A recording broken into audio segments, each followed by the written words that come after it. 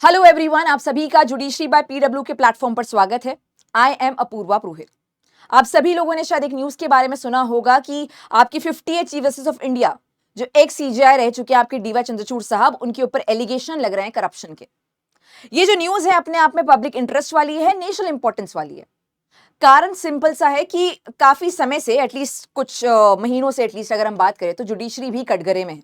Judiciary या जजेस आज खुद खुद एक कटघरे में खड़े हैं जहां पे पब्लिक डिमांड कर रही है अकाउंटेबिलिटी, पब्लिक डिमांड कर रही है ट्रांसपेरेंसी।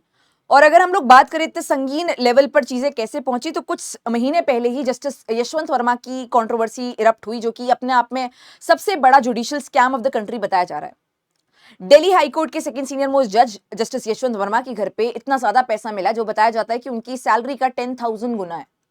अगर वो अपनी लाइफ टाइम में भी इतनी अर्निंग कर ले तो भी वो पैसा अकाउंटेबल है ही नहीं, किसी तरीके से बता ही नहीं सकते, जस्टिफाइबल है ही नहीं किसी तरीके से। वो मामला अभी भी आपको पता होगा कि रिपोर्ट है, पैनल कमेटी मेंबर्स ने अपना डिसीजन बताया है और वो जो रिपोर्ट है उसे सेंड किया गया राष्ट्रपति के पास, प्रधानमंत्री के पास।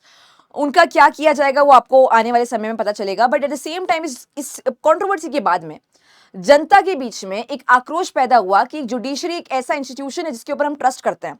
कहीं ना कहीं जब जस्टिस चाहिए होता है, न्याय चाहिए होता है, तो यहाँ पे अप्रोच करते हैं। पहले कंप्लेंट्स थी regarding speedy trial, regarding pending cases, regarding adjournments, ये सब कंप्लेंट्स थी। लेकिन अब अगर कंप्लेन ये भी है कि क्या न्याय भी मिलेगा या नहीं मिलेगा, ये अपने आप में एक बहुत ज्यादा किसी को डिस्करेज कर सकता है कि अगर आपके साथ रॉन्ग हुआ है तो अब आप कहाँ जाएंगे। विद दिस कंट्रोवर्सी कहीं ना कहीं फिर से सवाल खड़े हो रहे हैं regarding transparency, regarding accountability, regarding justice in itself, जिसके लिए जुडिशरी रिस्पॉन्सिबल रहता है। ये कंट्रोवर्सी कहां से स्टार्ट हुई, डीवाई चंद्रचूड़ साहब की बात करें उसके बारे में अगर हम बात करें तो ये कंप्लेन या ये जो केस है, इनिशिएशन इसका कोई रेगुलर पर्सन के द्वारा नहीं हुआ है, कोई भी कॉमन मैन के द्वारा नहीं हुआ है। इनफैक्ट एक्स जज ऑफ पटना हाईकोर्ट, एक्स जज ऑफ आंध्र प्रदेश हाईकोर्ट के द्वारा ये कंप्लेन दर्ज की गई है। और ऐसा नहीं कि उन्होंने अचानक से ये बात बोली है। इनफैक्ट जब डीवाई चंद्रचूड़ साहब सर्व कर रहे थे एज अ सीजेआई, इनके रिटायरमेंट से 2 दिन पहले इन्होंने कंप्लेन फाइल की थी। और इनिशियली ये जो कंप्लेन थी लोकपाल को दी गई थी, पर लोकपाल ने कहा था कि they are barred by the jurisdiction right now, और इसी वजह से डिसमिस कर दिया था कंप्लेन को।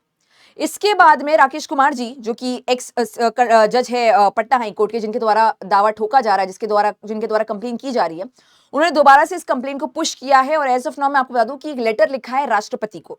और अगर मैं कंटेंट ऑफ लेटर आपको रीड आउट करूं, just give me a second, ये आपका स्लाइड में मिसिंग है तो I just read it out for you. इन्होंने राष्ट्रपति को लिखा है, with heavy heart and with the view to restore confidence of public at large in the judicial system, I have been constrained to approach your excellency for conducting an inquiry in respect of improper conduct of Dr. D.Y. Chandrachud, who by way of abusing his official position had constituted bench twice on the same day with a view to indirectly or directly granting undue favor to an activist.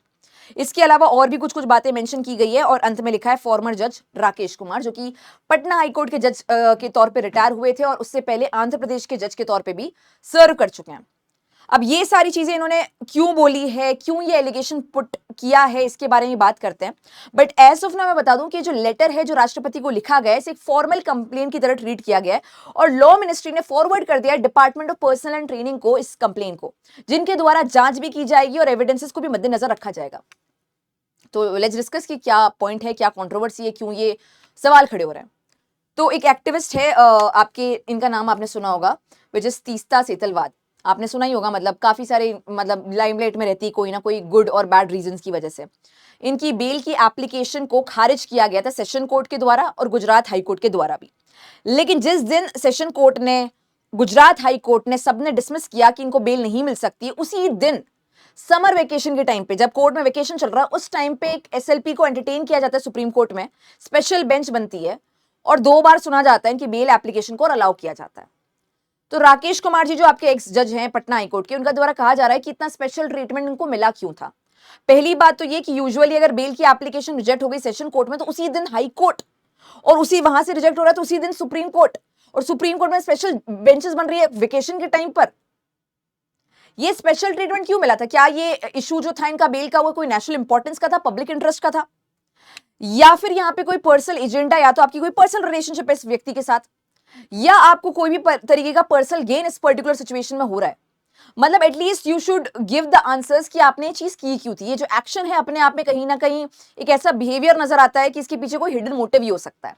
तो ये सारी चीजें बोली गई है और कहा गया है कि एक ओवर एक्टिविटी वाली चीज है जो कि एक सीजीआई को करना बिल्कुल शोभनीय नहीं देता है, शोभनीय नहीं है। अगर हम लोग बात करते हैं कि कोई ऐसा सिचुएशन अगर रेगुलर बेसिस पे होता रहता है किसी ना किसी के लिए तो समझ में आता है, बट ये यूजुअली तो नहीं होता है। किसी की भी बेल एप्लीकेशन के लिए, ग्रांट करने के लिए, एसएलपी को एंटरटेन कर रहे हो आप, वेकेशन बेंच के टाइम पे इतना ज्यादा सीरियसली उसे डील किया जा रहा है, 2 बार बैठक हो रही है, ये सब चीजें कहीं ना कहीं ओवर एक्टिविटी है और मिसयूज ऑफ पावर की कैटेगरी में भी है। या तो ऐसा है कि इस पर्सन के साथ में एक आपका पर्सनल रिलेशनशिप है, दैट इज ऑल्सो रॉन्ग, वो भी अब्यूज ऑफ लॉ है।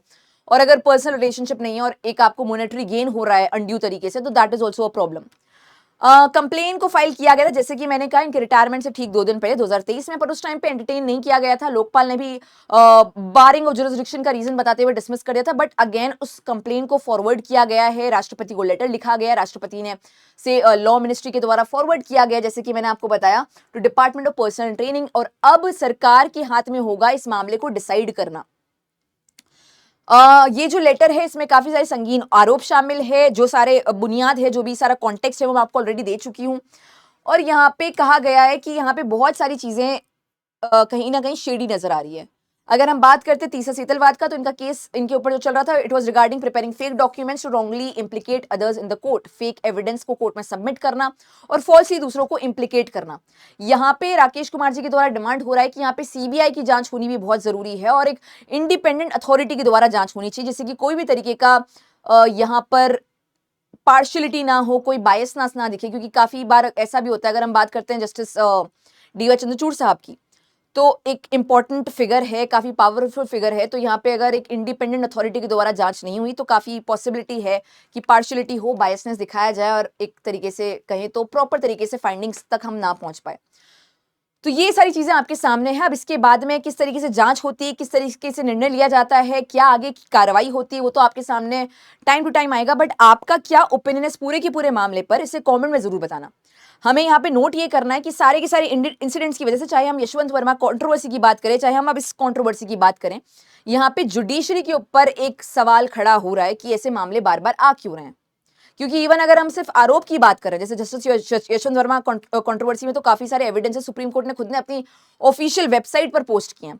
बट अगर हम लोग इसकी बात करते हैं और केवल एलिगेशन की बात करते हैं, तो ये भी काफी संगीन आरोप है। और कहीं ना कहीं जो जिस तरीके से सिचुएशन चल रही है, जैसे कि मैंने कहा कि जुडिशरी कॉन्स्टेंटली कटघरे में आ रही है रिसेंटली, तो ये एक बहुत ही ज्यादा बैक सीट पे जाने वाली बात हो जाती है जुडिशरी के लिए।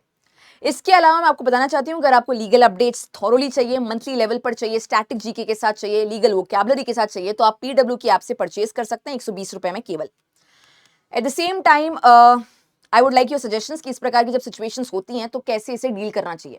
जब सीजीआई की बात करें या फिर अगर हम बात करते हैं इतने हायर रैंकिंग जजेस के बारे में, उनके ऊपर इस प्रकार के एलिगेशंस आते हैं, तो उसे डील कैसे करना चाहिए। एज ऑफ नाउ जो मामला है वो काफी पैसिव तरीके से वर्क करता है, एक रेगुलर पर्सन की तरह उन्हें ट्रीट नहीं किया जाता है। तो आपको क्या लगता है कि क्या होना चाहिए? Thank you so much for joining in and see you all in the next session.